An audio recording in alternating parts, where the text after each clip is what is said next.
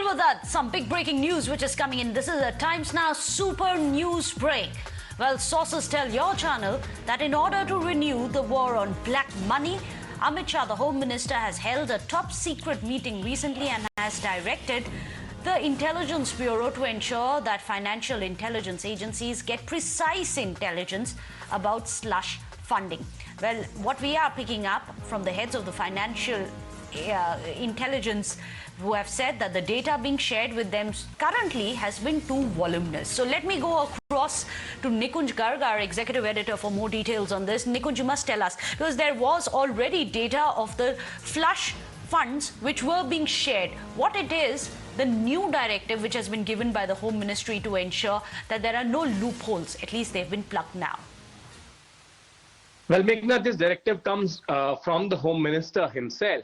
And it comes on the back of the fact that during this recently held meeting that he had with the heads of all the financial intelligence agencies and the law enforcement and intelligence agencies from the routine Home Ministry side, the meeting itself was a unique one because for the first time he was meeting all the heads of the intelligence agencies, including the financial heads of the financial intelligence agencies for the first time.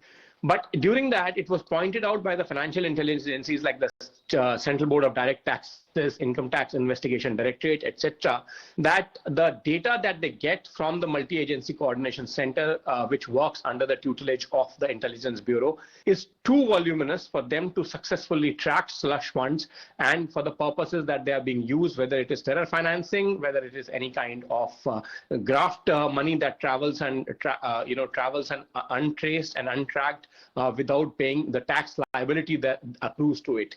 So to that, the Director Intelligence Bureau said that this is a job that is best left to the specialized agencies, and they should do the job once they receive the data from the Intelligence Bureau.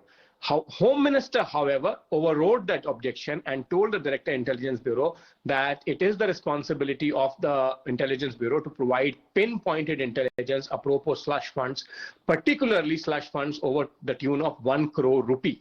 Now, this is a fraught kind of a direction because what will happen in the poll season, it will become very, very quickly political. And the political parties are going to say that this is nothing else but to deploy the Intelligence Bureau, country's premier intelligence gathering agency, into tracking the funding that they have been receiving and only target the opponents of the Bharatiya Janata Party.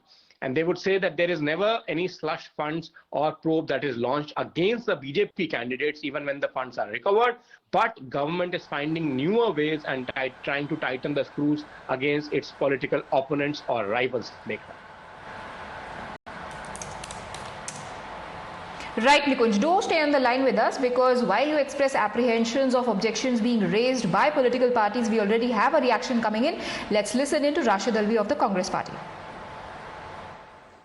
Amit Shah ji तमाम intelligence का ये इस्तेमाल कर रहे हैं कि देश में उनकी सरकार के खिलाफ जो भी एजिटेशन हो उसकी फंडिंग कहां से हो रही है। क्या अमित शाह जी आपकी इंटेलिजेंस इस बात का भी पता करेगी कि आपकी पब्लिक मीटिंग, प्रधानमंत्री की पब्लिक मीटिंग, बीजेपी के प्रोग्राम, उनकी फंडिंग कहां से हो रही है, उसका भी पता कीजिए। और अभी तक जो बहुत बार ये इल्जाम लगा है कि सीएए के खिलाफ जो एजिटेशन कर रही थी, विदेश से फंडिंग आ रही थी, किसान जो एजिटेशन कर रहा था, विदेश से फंडिंग आ रही थी, उसका सबूत मीडिया को दीजिए ताकि देश को पता चले कि आपकी सरकार कितना सच बोलती है और कितना झूठ बोलती है। Nikunj, as you had correctly predicted, objections have already been coming out now to the new move, but it looks more like a streamlining of the process to make it easier and faster for the agencies to crack down on slush funds. So in that case, would you say that this outrage is preemptive? The new regime targets political opponents, or unless the new regime specifically goes after the political parties, one should see it purely from an administrative prism. But that doesn't happen. It doesn't happen because of the hotly contested political climate that we live in, and because of the poll season that we right in the middle of. We are right in the middle of. And in the past, you have to keep in mind that it has almost now become a trend. I am not saying for a moment that it never happened before Mr. Modi became the Prime Minister. But it has now almost become a trend that, during the elections, BJP's most robust opponents are definitely visited or raided or searched by the ED or the CBI. And keeping that in mind, the opponents are certainly bound to raise questions that this is nothing else but to intimidate the political rivals by tightening the screw on their funding. While on the other hand, BJP can have its lavish ways of financing, funding, publicizing its activities, and they will always go unquestioned.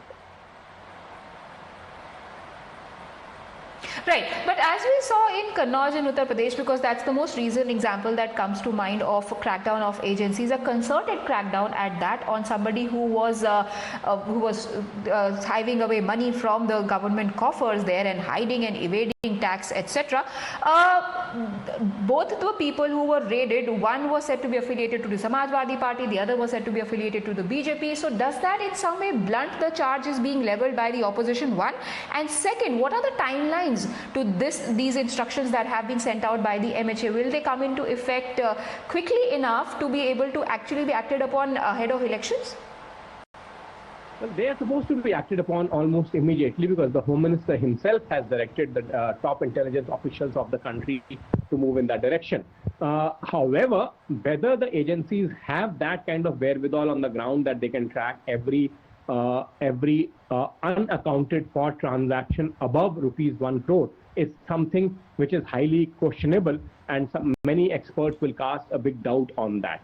And that is why a large chunk of money, particularly the funds that are generated by not paying dues to the government coffers, as you were saying, remain untracked in this country. And you are right when you say that if people associated with BJP have been raided, then it kind of blunts the charge. But it doesn't happen. It doesn't happen with the kind of regularity that we see agencies acting against. I will not say being used by, but I will say agencies acting against rivals of the ruling dispensation. And as I said, that this is not something new to this country. It was happening. The charges were, when the shoe was on the other foot, BJP was accusing the Congress party of misusing the agency. Today, the opponents are accusing the BJP of the same. And that is why this becomes contested and controversial. Right. Right. Thank you, Nikunj, for getting us those insights. Prima facie just looks like tightening of screws on those who are hiding slush funds. Moving on.